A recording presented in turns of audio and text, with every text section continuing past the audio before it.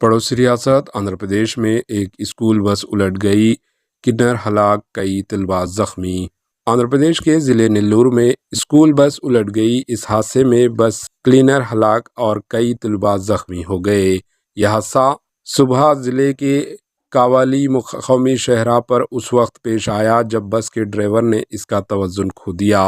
इस हादसे की इत्तला के साथ ही पुलिस वहां पहुंच गई, जिसने क्लीनर की लाश को पोस्टमार्टम के लिए भेज दिया, जबकि ज़ख्मी स्टूडेंट्स को इलाज के लिए अस्पताल मुंतकिल कर दिया। पुलिस ने इस सिलसिले में एक मामला दर्ज करके जांच शुरू कर दी।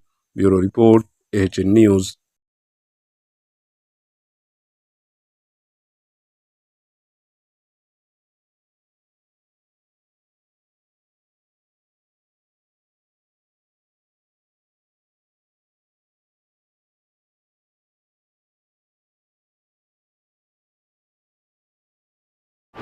AHN न्यूज़ को लाइक करें, शेयर करें और सब्सक्राइब करना ना भूलें।